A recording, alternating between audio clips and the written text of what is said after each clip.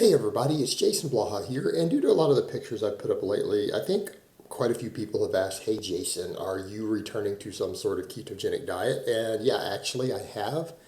And what I want to break down here a little bit for you guys is some of the philosophy behind it, why I'm jokingly calling it orc mode, and that might really turn into a thing because I'm going back to orc mode training, and why I don't necessarily think keto diets are right for everyone, or why they can cause some health problems, which I discussed in a video I did the other day also. So let me put on my +5 hat of weaponsmithing, work on skill about my crafting a little bit, and let's talk about this.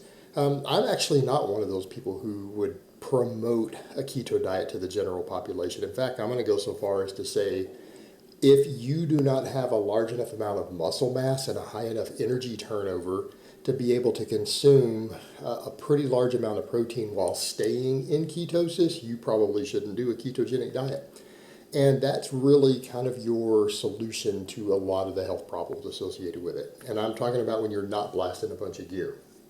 Because again, a high saturated fat diet, combined with trenbolone, that's a recipe for a heart attack. So I wouldn't actually recommend it in that case.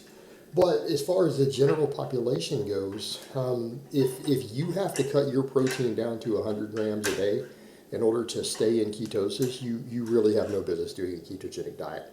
You're exactly the sort of person who's going to lose muscle on it, and you will lose muscle on it because your protein intake isn't sufficient. And I've got to question the logic behind eating pretty significant amounts of things like saturated fat for people who are not reasonably athletic in terms of their energy expenditure, muscle mass, things like that. I don't think it's a good idea.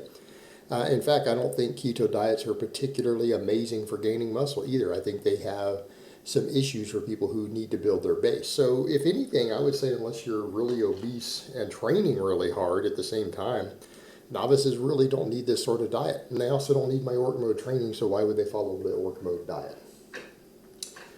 But the thing that I thought was interesting with it, when I've looked at a lot of the different stuff out there, you guys know I've done keto diets in the past, actually, for, again, pretty significantly long periods of time.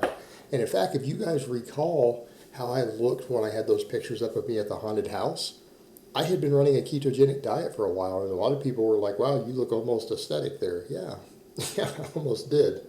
That was, again, while power training and on a keto diet. And no, I don't mean even necessarily a cycling ketogenic diet. A lot of times when I've done these sort of diets, I do better if I don't carb up. Maybe carb up once a month, right? Maybe have a cheat weekend and then spend 3-4 weeks at a time in ketosis. And that's usually done fine for me. I've had no problem hitting big numbers doing that. Meaning you guys have actually seen whether people realize it or not. I was in ketosis on a keto diet when I did that 500 for 7 reps on the deadlift without a belt. You guys remember that? I was in keto, like 3 weeks of keto with no carbs at that point. So I'm not one of those people that can't perform with that sort of diet. And if anything, ever you might notice I still look pretty thick and full. I've been in ketosis for a while again. But it's also because I keep, number one, my protein relatively high. Number two, I consume a lot of salt. A lot of salt. I find the sodium, I find magnesium, things like that help tremendously. And it is one of the cases where I would actually advocate supplementing magnesium. I take straight magnesium citrate powder. I find it's beneficial for performance and muscle fullness, and it stops a lot of the side effects that people get from this sort of diet. But back to the point, I've observed what a lot of people, everyone from a lot of the really successful CrossFitters who actually are jacked and lean, people like Jamie Lewis, yeah, but what's his name? Louis Villasar, I'm going to get his name wrong, I don't remember his name. He's an interesting guy. Hell, he's been doing keto for 18 years as a natty. Stays ripped year round. Pretty good amount of muscle mass for a natty too.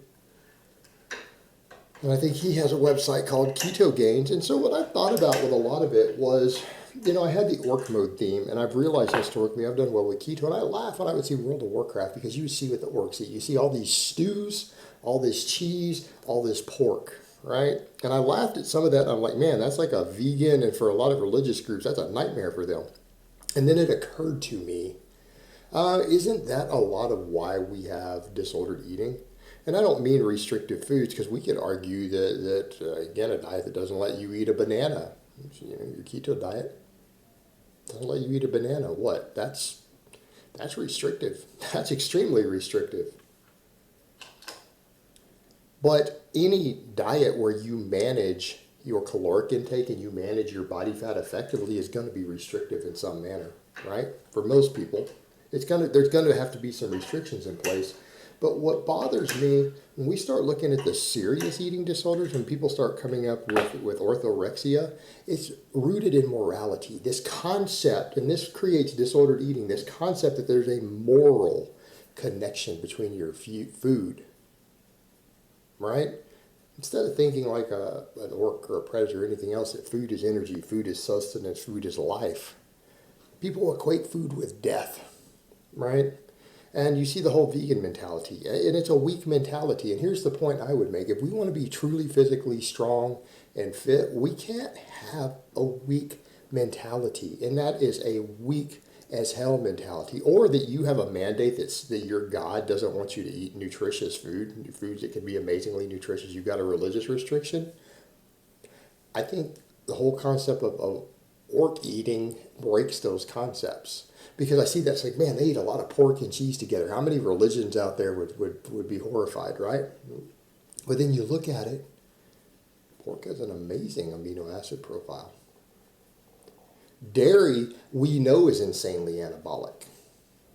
The data is overwhelming.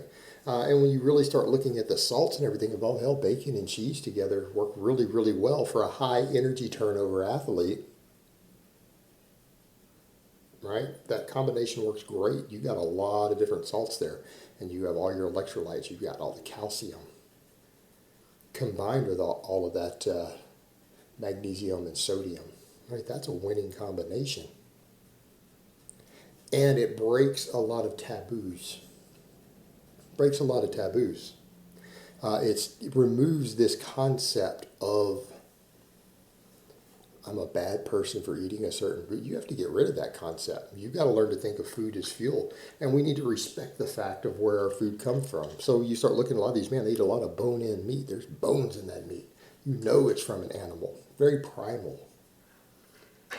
Very primal. And you see Jamie Lewis promote a lot of that, but he is dead on accurate with another part. I mean, you're talking about a guy who broke powerlifting world records in his first year as a powerlifter who came from other sports. Thinks powerlifting is a joke. He always talks about the bone-in meats and the broth and the amino acid profile.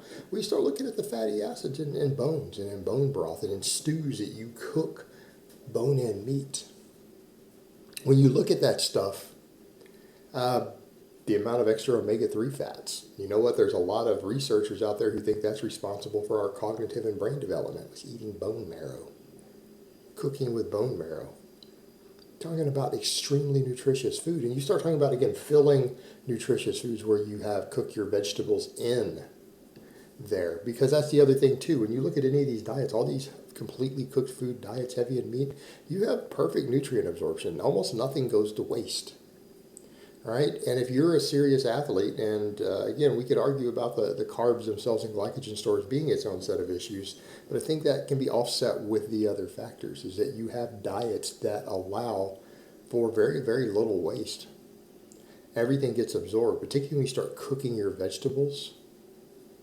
As humans aren't actually intended to be raw food eaters. We really aren't. We are cooked food eaters. We get better nutrition from cooking a carrot or cooking our broccoli and eating it than we do from eating it raw. And that is not subject to debate. There's overwhelming data on that. We're intended to eat cooked food. So you start looking at some of these stews, bone-in meats with your carrots or onions or whatever your veggies thrown in there. You can do that and be a full straight-on keto diet. Again, amazing nutrition. And it's keeping with that concept of understanding what it is you're eating. Those bones represent the fact that you are eating an animal. And again, just a philosophy of it. If we really want to look at eating disorders and disordered eating, I think we do have to break the morality concept that people have developed in different cultures and groups and religions. And that means looking at religious restrictions on food and saying, you know what? This religion doesn't allow pork. You know what? I'm going to eat pig. I'm going to eat bacon. I'm going to eat those rib bones. Why? Pork is amazingly healthy. It's fine. It's great. All the concerns about pork and religions have to do with outdated concepts and what pigs were used for. It has nothing to do with the modern world. We don't have trichinosis problems in the West with pork. We don't use pigs to eat sewage off the street anymore. That's not what we use them for. They're not the same nasty animals they were 2,000 years ago. So you've got to look at it from that perspective. Their amino acid profile is fantastic. Same thing, this whole concept of mixing dairy together with it. You know what? Eat some cheese and pork together. Go ahead. It's great. Tastes delicious. Great nutrient profiles. You get a lot of nutrition there. Now, I eat a lot of eggs, and the only reason I'm throwing eggs in there may not be that orky, but eggs also, again, amazing nutrition. Amazing nutrition. But you look at all these things and you say, okay, you could do this and you throw your vegetables in there, or you can stir fry your vegetables in a little bit of bacon grease and then cook your eggs and everything into it. All these cooked vegetables, all these bone-in meats, making sure that you're getting meat and dairy. I think it works well, and it keeps with the concept of breaking the emotional and moral connection with your food, because I think that creates eating disorders, and I think it creates a weak mentality that separates the concept of food as fuel. And again, if we're going to be strong, if we're going to be athletic, if we're going to be fit, we need to see food as a fuel source, and you have to learn to detach emotionally from your food. And that's one example of it. There's other things that we have that are bad habits, and I feel a diet like that breaks that habit. And it also puts you into a certain mentality. Again, we get into the concept of the hardcore mentality of the work mode training concept. You combine that with the hardcore mentality of the diet. And that actually works for a lot of champions. And people say, well, what does this have to do with the average person? Well, I don't care about the average person. I want to take the average person and turn them into an exceptional person. Physically, mentally, emotionally. That's what we should be about in the fitness world. It should be about building superior people. Why do you want to be average? The average person is fat, lazy, weak, sick, and half of them are happy to be slaves. They're happy to be enslaved by someone else. Why would you want to be like that? Be exceptional. Be exceptional. And so our nutrition and our training and everything else, we should be looking at, can we take the average person and make them exceptional? And our mindset needs to be geared towards that. And that includes being emotionally stronger, in addition to being physically stronger, right? And that's the direction I want to go with this. And I love the concept with the whole orc mode philosophy. I love it. And I think it's going to be really, really popular with a lot of people. They'll like it. A lot of people like it when I was already calling my style of Bulgarian orc mode training. So we're going to do the same thing with my concurrent periodization. I'm going to do an orc mode style keto and have a lot of fun with it and just stick with that general philosophy of badassery. All right, guys, but that's really all I have to say on that today. I hope it's been informative, and I will talk to you guys next time.